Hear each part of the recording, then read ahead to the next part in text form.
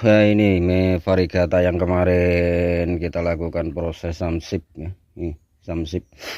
Jadi memang jenis varigata ini agak lambat kisanak ya. Ini saya kasih contoh ya. Jadi pemilihan cabang kisanak ya, setelah proses awal seperti ini terpenuhi, pengawatan dan tumbuh semua tunas setelah cabang utama ya. Nih kan cabang utama di sana ya, dikawat dan semua dataran sudah terpenuhi. Langkah selanjutnya apa ya, karena ini kan full ya, dari pangkal sampai ujung keluar tunas semuanya full ya, seperti ini. Untuk supaya agak cepat prosesnya dan tidak lama-lama ya kisanak ya, jadi memang ada beberapa cara, ini salah satunya nanti saya sampaikan. Dan juga untuk menjaga bonggol-bonggol yang sering busuk bagian pangkal sehingga menjalar ke atas dan mati ya, kasihan juga ya beli seperti itu. Nanti kita sampaikan, kita kasih penjelasan yang mungkin bisa membantu kisanak mungkin ya. Kalau seperti ini sudah kalian dapatkan nih ya kisanak, nih seperti ini tuh, sudah syarat awal sudah terpenuhi ya, seperti ini syarat awal sudah terpenuhi. Jadi langkah selanjutnya, tidak semua tunas seperti ini harus diikutkan kisanak ya, tidak semua tunas harus diikutkan, nanti lama prosesnya dan juga terlalu padat itu juga kurang bagus saat awal seperti ini. Padat itu bagus saat sudah finish itu rimbun ya sanak ya, sudah rimbun, sudah saatnya dilakukan potong pucuk.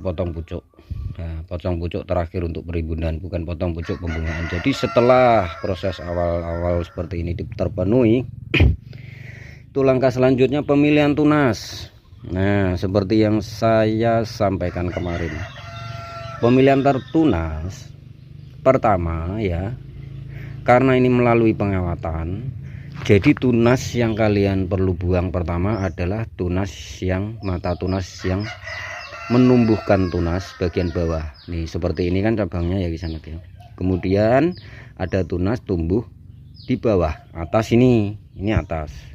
Nah yang bawah ini nggak kepake karena cabang utama ini sudah ada. Jadi yang tumbuh di areal bawah seperti ini pertama dimusnahkan dulu supaya nggak ikut makan, jadi mengurangi jatah makanan untuk tunas-tunas seperti ini. Nanti biar fokus ke tunas-tunas terpilih ya kisanak ya. Nah bagian bawah tunas seperti ini kan otomatis juga nggak kepake, buangi semuanya ya, karena kita akan mulai setelah ini membentuk dan untuk mencari tunas secara perlahan. Nah karena terlalu padat seperti ini saya juga pusing kisanak ya. Pusing. Nah ini jadi seperti ini ya, seperti ini tuh, ini terlalu berdekatan dan fungsinya ada dua di sana. Ada salah satu ada yang difungsikan di sana untuk naik ke sini, naik ke sini. Jadi dipilih salah satu mana yang bagus subur. Yang subur bagus jelas ini di sana nanti. Nah seperti ini dimusnahkan, kasih jarak per mata tunas ya. Ini kalau nggak dibantu seperti ini pemilihan tunas dan dibuang, nah, lama prosesnya. Makanan ini terbagi-bagi dari nih ratusan mata tunas seperti ini. Nah ya, nih dibuang yang sini bagian bawah karena nggak akan kepake, nggak mungkin ya ini dialirkan ke sini. Kalau dialirkan ke sini harus prosesnya lama, karena apa, harus mengimbangi cabang utama ini besarnya tuh ya. Jadi pakai dulu ini jelas ini, nah untuk dinaikkan nanti. Nah sementara ini sampingnya ada lagi nih seperti ini, terlalu berdekatan ke sana tuh ya, terlalu berdekatan, ini enggak bagus. Yang nanti sudah pasti kalau cabang-cabang seperti ini nanti dibiarkan dan berdekatan gerombol, cabangnya lemas kisanak ya, lemas lentur. Nah itu yang tidak mampu menahan bunga dan jelek. Iya ini juga dimusnahkan nih. Nah, dari sekian ini jaraknya nih yang dipakai ini sudah banyak fungsinya nanti.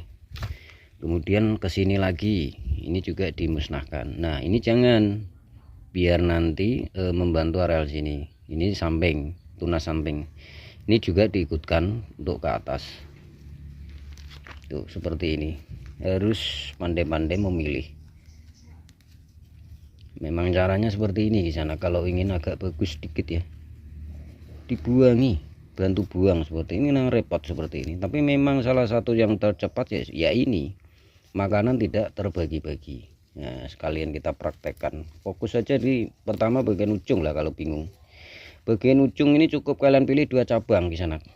Bagian ujung ini jangan berlebih sampai banyak lah. Rimbun bagus ya, rimbun-rimbun yang bagus gimana, ini malah susah kalian, lama prosesnya. Nih ya, dipilih, dikasih jarak di sana. Jadi seperti ini. Nanti kalau sudah terpilih tunas-tunasnya, biarkan agak menjulur ya, agak menjulur rata-rata 1 jari.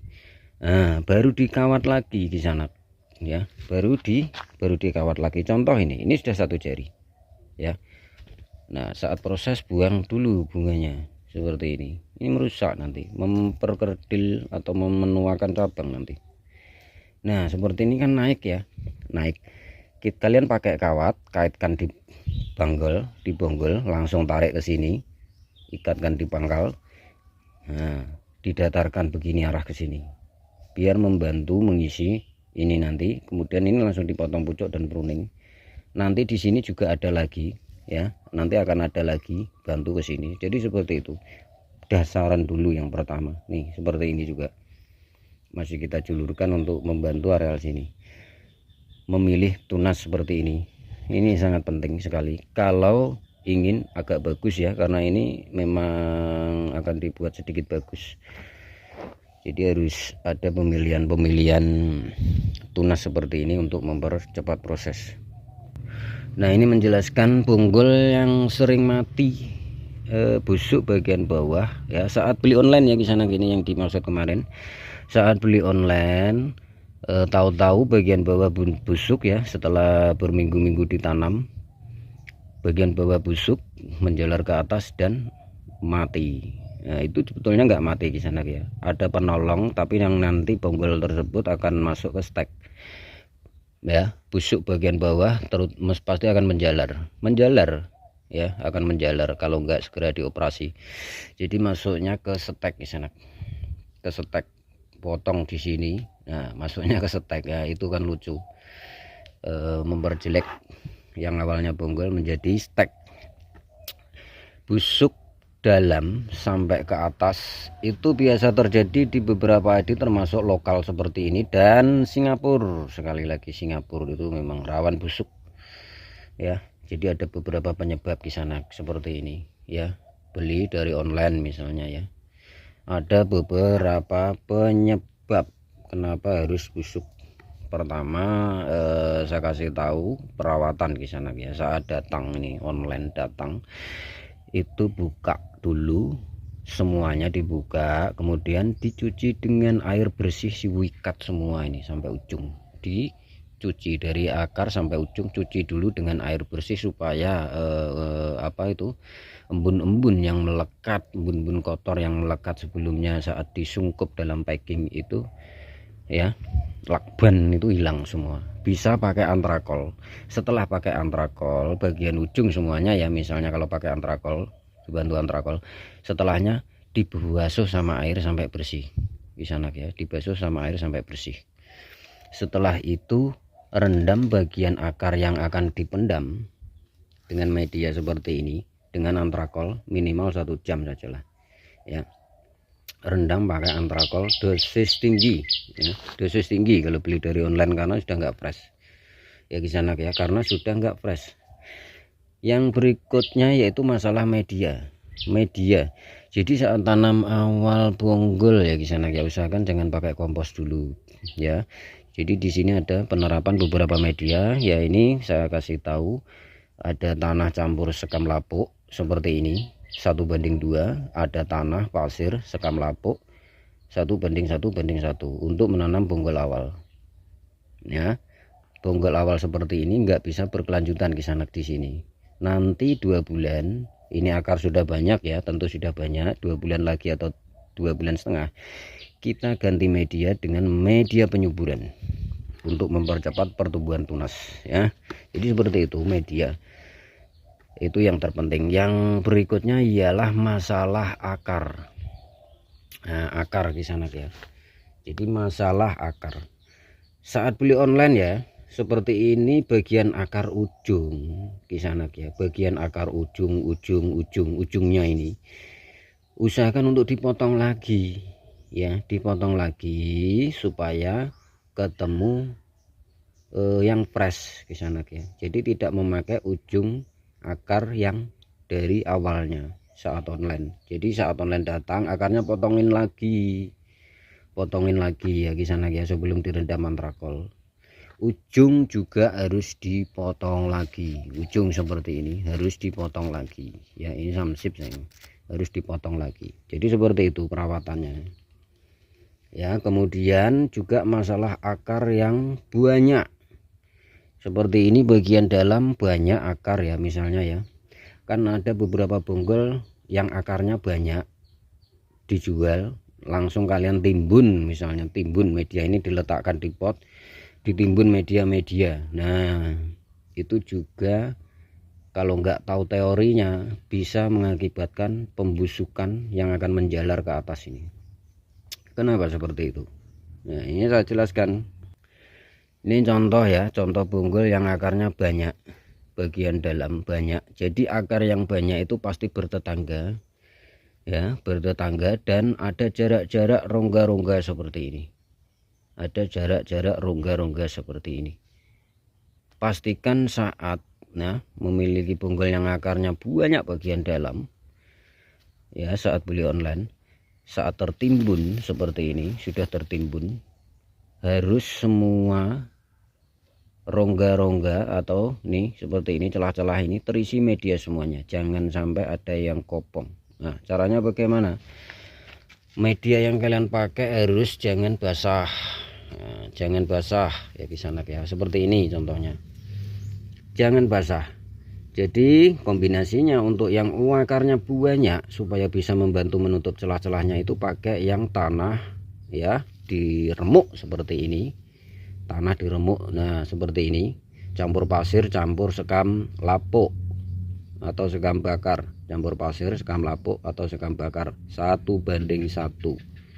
Nah itu untuk tanam awal, mencegah pembusukan supaya akar semua terikat media. Jadi kerjanya begini,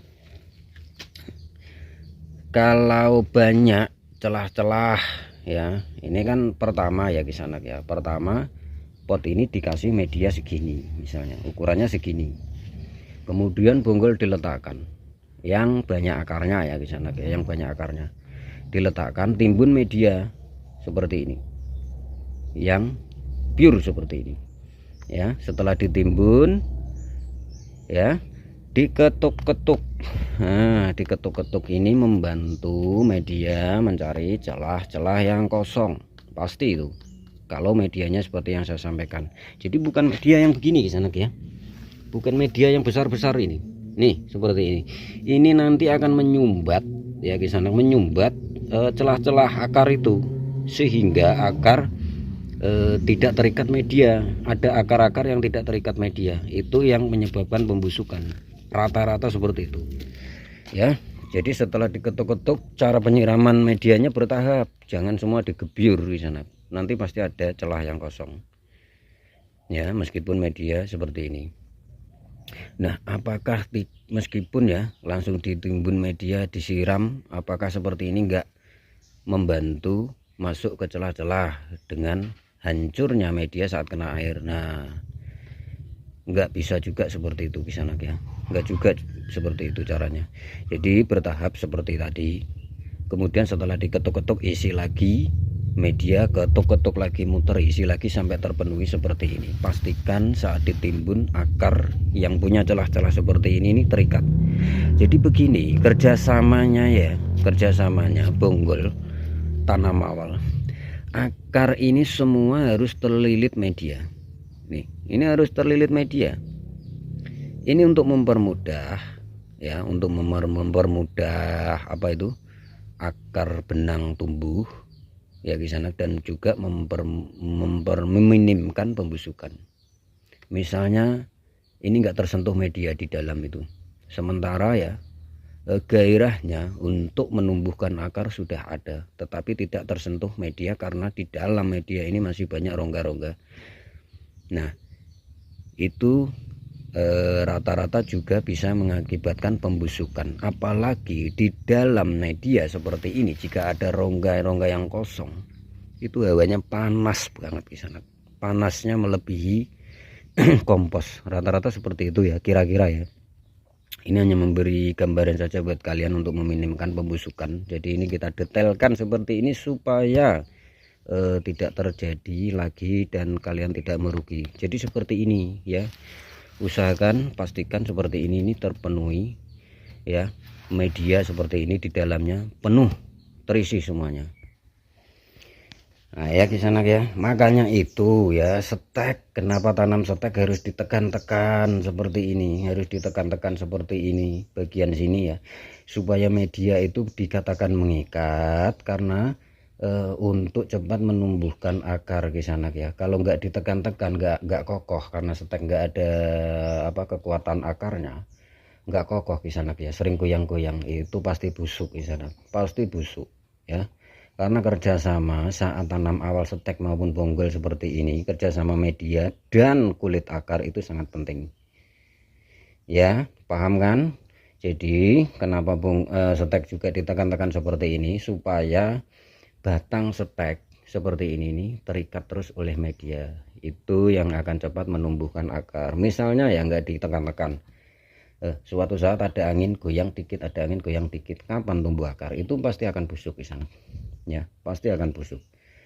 Nah perlakuannya sama dengan media, sama dengan media, sama dengan bonggol di sana. Saat bonggol ya, misalnya bonggol yang akarnya banyak, pastikan saat ditimbun seperti ini semua terlilit media, terikat media.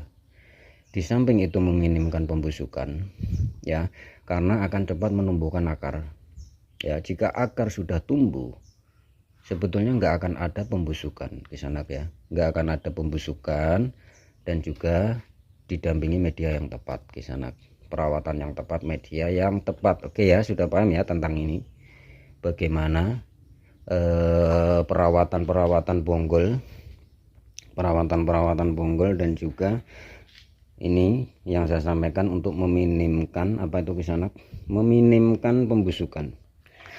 Ya kisanak ya, itu tadi tentang perawatan bonggol supaya meminimkan pembusukan. Perawatannya bagaimana udah kita sampaikan, medianya juga ya, dan juga tentang seperti ini pemilihan tunas-tunas. Jadi tidak semua harus diikutkan saat awal itu, dari cabang utama ini seperti ini sudah tumbuh tunas, jadi dipilih tunas-tunas tertentu untuk nanti dirangkai di sana ya, untuk nanti dirangkai. Nah untuk tanam bonggol seperti ini ya di sana ya, saya selalu menyungkup bagian atas, rata-rata tuh seperti ini disungkup bagian atas. Ini juga banyak fungsinya di sana ya. Ini untuk pertama fungsinya ya, meskipun ini disalep kambium semua bagian atas, untuk nanti ini supaya fresh, masih fresh ya, bagian ujung masih fresh. Setelah 2 minggu ya, ini enggak ada 2 minggu, 10 hari sudah berani langsung kita buka untuk disisip. Yang kedua, mudahnya muncul tunas di mata tunas seperti ini, mudahnya muncul tunas. Jadi kemunculan tunas itu juga pemicu cepatnya tumbuh akar di sana ya, pemicu cepatnya tumbuh akar. Nih seperti ini nanti akan muncul tunas dalam waktu 1 minggu, itu udah ketahuan tunasnya, kecil-kecil banyak. Jadi selalu juga kita sungkup bagian ujung. Nah meskipun jebrak-jebrak seperti ini ya, tuh tetap saja pakai plastik yang agak besar. Ini lebih aman ya, perlakuannya lebih aman di sana ya. Jadi tentang raffia juga banyak fungsinya seperti ini di sana ya, banyak fungsinya raffia ini. Nah pertama saat tanam stek besar tinggi seperti ini, dikasih raffia ini fungsinya apa? Ini kalau stek yang tinggi seperti ini di sana ya, atau stek yang tinggi seperti ini, Ini supaya nggak gerak-gerak kisanak ya. Kalau mengandalkan seperti ini pasti akan gerak, nggak dikasih ini akan nggak gerak-gerak seperti ini ya, supaya media terus mengikat kulit bagian dalam ini, supaya media terus mengikat kulit bagian dalam. Kalau ini sudah ke kancing ya kisanak, ke kunci. Nah ini kalau gerak dikit, gerak dikit, gerak dikit, nah nggak akan tumbuh-tumbuh akarnya. Bisa jadi karena terlalu dalam di dalam media, terlalu lama berada di dalam media karena sering gerak, bisa jadi berhenti berminggu-minggu sehingga nggak muncul tunas ya. Fungsi rapia ini banyak. Di samping itu juga yang daerah rawan angin ya seperti ini, kenapa harus dikasih rapia? Supaya menjaga pohon ini tetap stabil, karena bougainville itu ya kisana ya, akarnya serabut rata-rata. Kalau betul-betul nggak bonggol besar atau akarnya belum banyak betul, itu nggak akan kuat seperti ini, menahan kerimbunan bagian atas itu nggak akan kuat. Ntar kena angin kencang seperti di sini itu kan anginnya kencang di sana, bisa jadi yang ini tumbang, potnya enggak. Nah itu sering terjadi di sini. Jadi rapia seperti ini banyak fungsinya misalnya ya. Kenapa juga penjual-penjual itu sering memakai rapia-rapia seperti ini untuk menjaga kestabilan pohon ini tetap duduk di sana sementara waktu ya, sementara waktu tuh ya kisanak ya. Jadi yang kita jelaskan hari ini nih semoga bermanfaat buat kalian ya, terutama tentang punggul-punggul seperti ini ya. Selamat siang, semoga bisa membantu.